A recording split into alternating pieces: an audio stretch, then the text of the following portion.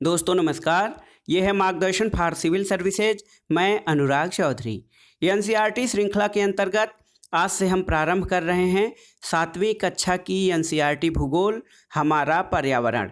आज की वीडियो में आप इसका अध्याय 1 पढ़ेंगे जो है पर्यावरण। इस अध्याय के अध्ययन से आप जान पाएंगे कि पर्यावरण क्या है, इसके विभिन्न घटक कौन से हैं, पारितंत्र किसे कहते हैं, प्राकृतिक पर्यावरण और मानवीय पर्यावरण क्या है और अंत में पर्यावरण का महत्व क्या है।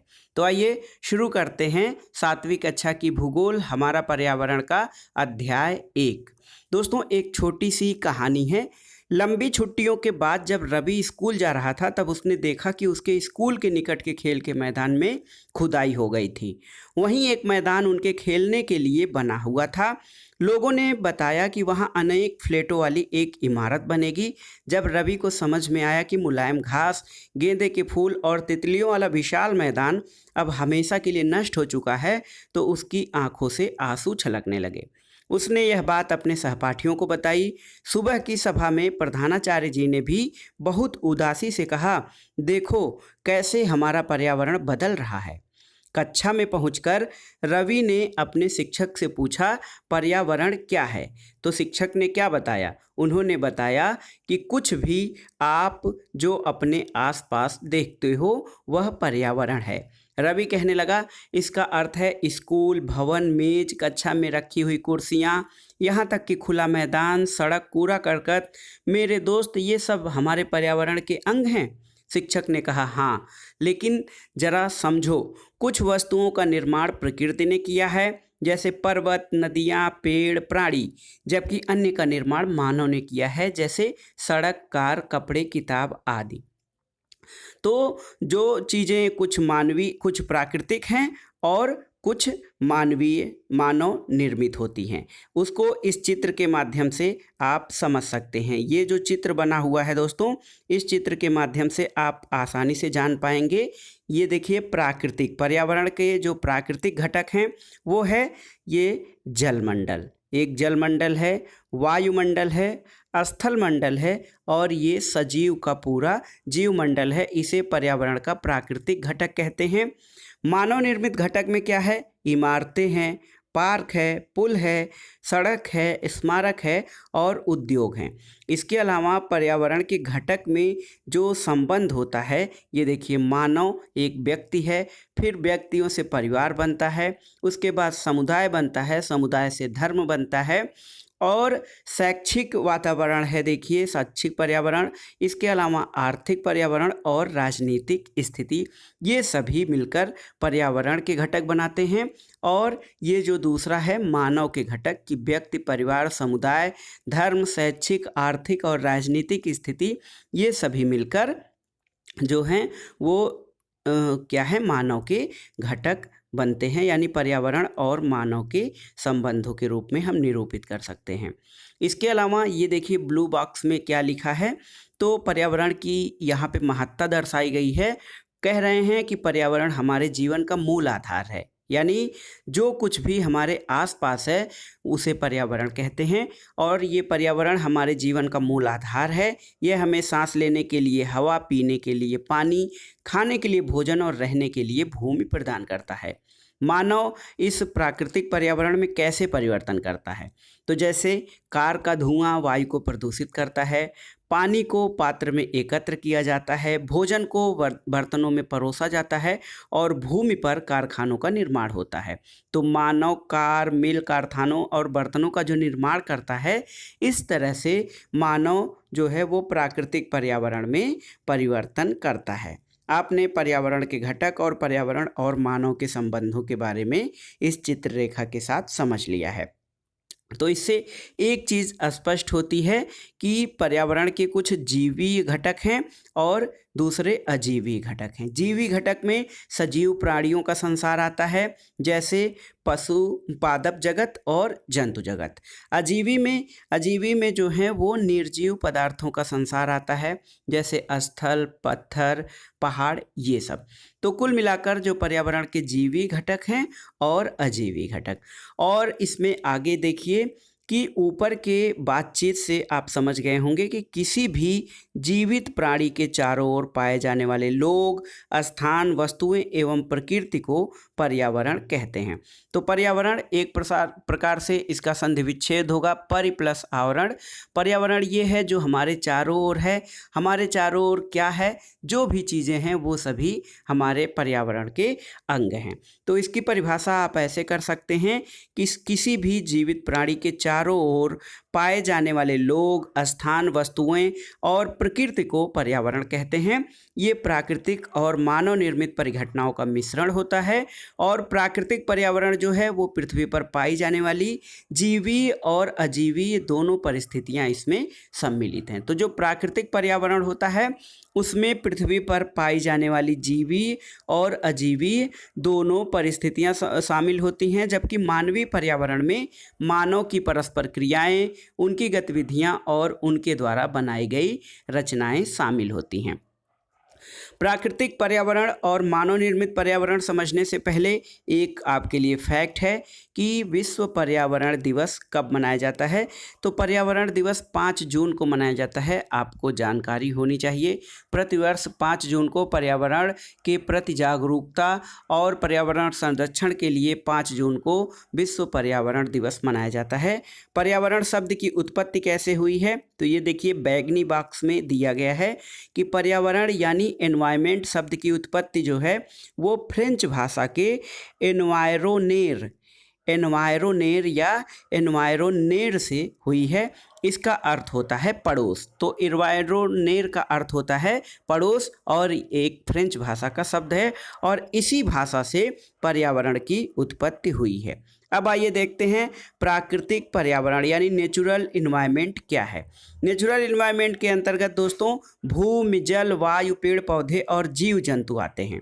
तो भूमि, जल, वायु, पेड़ पौधे और जीव जंतु मिलकर प्राकृतिक पर्यावरण बनाते हैं।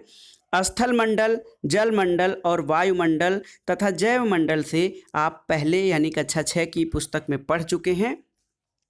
तो स्थल मंडल क्या है? पृथ्वी की ठोस परपटी या कठोर ऊपरी परत को स्थल मंडल कहा जाता है। ये चट्टान और खनिजों से बना होता है और मिट्टी की पतली परत से ढका होता है। यह पहाड़, पठार, मैदान, घाटी आदि जैसी विभिन्न स्थलाकृतियों वाला विषम धरातल होता है और ये स्थलाकृतियाँ जो होती हैं महाद्वीपों के अलावा महासागर की सतह पर भी पाई जाती हैं। तो आपने जान लिया स्थल मंडल क्या है। स्थल मंडल वह क्षेत्र है जो हमें वन, कृषि और मानव बस्तियों के लिए भूमि, पशुओं को चरने के लिए घास स्थल प्रदान करता है और यह खनिज संपदा का भी एक स्रोत होता है। इसके अलावा जो जल मंडल होता है वो जल का क्षेत्र जो होता है उसे जल मंडल कहते हैं। यह जल के विभिन्न स्रोत जैसे नदी, झील, समुद्र, महासागर इन सब से मिलकर बनता है और ये भी सभी प्राणियों के लिए आवश्यक है। ये देखिए बहुत ही महत्वपूर्ण एक चित्र है, इसके माध्यम से आप जल मंडल, स्थल मंडल और वायुमंडल को समझ सकते हैं। देखिए स्थल मंडल है, ये जो ज़मीन का भाग है, यहाँ पे सड़कें हैं, मकान हैं, ये सब हैं, चारागाह है, खेती किसानी है। जल मंडल जो हमारा जलीय पारितंत्र है और इसके अलावा वायुमंडल है। और देखिए जल मंडल, स्थल मंडल और वायुमंडल का वह क्षेत्र जहाँ पर जीवन संभव है उसे उन सब को मिलाकर जैवमंडल यानी बायोस्फीयर कहा जाता है। अब क्या है? पृथ्वी के चारों ओर फैली वायु की परत को वायुमंडल कहते हैं। वायुमंडल यानी एटमॉस्फियर, ये पृथ्वी के चारों ओर फैली हुई वायु की परत होती है, इसे वायुमंडल कहते हैं। और पृथ्वी का गुरुत्वाकर्षण बल है अपने चारों ओर के वायुमंडल को थामे रखता है और इसके अलावा यह सूर्य की झुलसाने वाली गर्मी और हानिकारक कीड़ों से भी हमारी रक्षा करता है। इसमें कई प्रकार की गैसें पाई जाती हैं, धूल कण और वाष्प, जलवाष्प इसमें उपस्थित होता है और वायुमंडल में परिवर्तन होने से मौसम और जलवायु में भी परिवर्तन होता है। इसके अलावा दोस्तों पादप एवं जीव जंतु मिलकर जैव मंडल का या सजीव संसार का निर्माण करते हैं। यह पृथ्वी का वह संकीर्ण या छोटा क्षेत्र है जहाँ पर स्थल, जल और वायु मिलकर जीवन को संभव बनाते हैं। तो स्थल मंडल, जल मंडल और वायुमंडल का वह सम्मिलित क्षेत्र जहाँ पर जीवन संभव हो पाता है, उन सब के संयुक्त या उन सब के मिश्रित स्थल को या मिश्रित प्रभाव को जैव मंडल कहा जाता है, जहाँ पर जीवन संभव होता है। पारितंत्र क्या है दोस्तों? पारितंत्र वह तंत्र जिसमें समस्त जीवधारी आपस में एक दूसरे के साथ तथा पर्यावरण के उन भौतिक और रासायनिक कारकों के साथ परस्पर क्रिया करते हैं जिसमें वे निवास करते हैं। ये सब ऊर्जा और पदार्थ के स्थानांतरण द्वारा एक दूसरे से जुड़े हुए हैं। तो पारितंत्र जो होता है दोस्तों, वह तंत्र जिसमें समस्त जीवधारी आपस में एक दूसरे के साथ जुड़े होते हैं और पर्यावरण के भौतिक और रासायनिक कारकों के साथ परस्पर क्रिया करते हैं, जिसमें वे रहते हैं और ये सभी ऊर्जा और पदार्थ के स्थानांतरण द्वारा एक दूसरे से जुड़े हुए हैं। इसको समझने के लिए एक छोटी सी कहानी है। रवि की कक्षा के एनसीसी कैंप में जेस्सी ने आश्चर्य से कहा, कितनी मूसलाधार वर्षा हो रही है। इससे मुझे अपना केरल याद आ गया और केरल में वर्षा बहुत होती है, वहाँ पे हरे भरे खेत हैं, नारियल के बागान हैं। तभी जैसलमेर के रहने वाले हीरा ने आश्चर्य से कहा, हमारे यहाँ वर्षा होती ही नहीं, हमें तो दूर दूर तक केवल कीकर और रेत ही नज़र आती है, लेकिन वहाँ ऊँट भी मिलते हैं। रवि ने कहा। लेकिन हीरा ने कहा, ऊँट तो मिलेंगे ही, जब तुम हमारे रेगिस्तान आओगे तो तुम्हें सांप, छिपकली और अनेक कीट पतंगे भी देखने को मिलेंगे। रवि हैरत में पड़ गया। विभिन्न स्थानों पर पाए जाने वाले जीव जंतु, वनस्पति और लोगों के रहन सहन के तरीके इतने अलग क्यों होते हैं?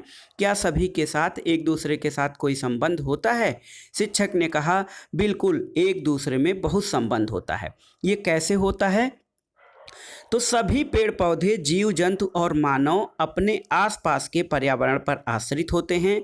वे एक दूसरे पर भी आश्रित होते हैं। जीवधारियों का आपसी और आसपास के पर्यावरण के बीच का संबंध ही पारितंत्र का निर्माण करता है। यानी सभी पेड़ पौधे, जीव जंतु और मानव अपने आसपास के पर्यावरण पर आश्रित होते हैं।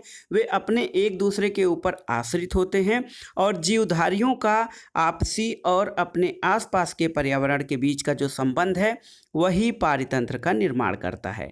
अधिक वर्षा वाले वन, घास स्थल, रेगिस्तान, पर्वत, झील, नदी, महासागर और छोटे से ताल का भी एक पारितंत्र हो सकता है।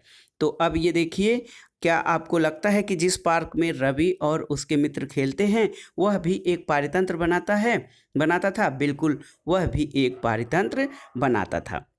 अब आइए जानते हैं मानवीय पर्यावरण क्या है। तो दोस्तों, मानव अपने पर्यावरण के साथ पारस्परिक क्रिया करता है और उसमें आवश्यकता के अनुसार परिवर्तन करता है। प्रारंभिक मानव ने स्वयं को प्रकृति के अनुरूप बना लिया था। प्रारंभिक मानव का जीवन काफ़ी हद तक प्राकृतिक था, उनका जीवन सरल था और काफ़ी हद तक उनकी आवश्यकताएं प्रकृति से पूरी हो सकती थीं। लेकिन समय के साथ उसकी आवश्यकताएं बढ़ीं, पर्यावरण के उपयोग और प्रयोग और उनमें परिवर्तन करने के कई तरीके सीख लिए। उसने फसल उगाना सीखा, पशुपालन और अस्थायी जीवन सीख लिया। पहिए का आविष्कार हुआ, आवश्यकता से अधिक अन्न उपजाया गया और वस्तु विनिमय पद्धति का विकास हुआ। वस्तु विनिमय पद्धति क्या है? एक दूसरे के लिए आवश्यकता की वस्तुएं एक दूसरे के साथ वस्तुओं के लेन देन से प्राप्त की जाती थी। इसे ही वस्तु विनिमय पद्धति कहा जाता था और इसी के साथ व्यापार और वाणिज्य का प्रारंभ हुआ तथा औद्योगिक क्रांति भी हुई और औद्योगिक क्रांति से बड़े पैमाने पर उत्पादन शुरू हुआ, परिवहन तेजी से हुआ और सूचना क्रांति से पूरे विश्व में संचार सहज और तीव्र हो गया।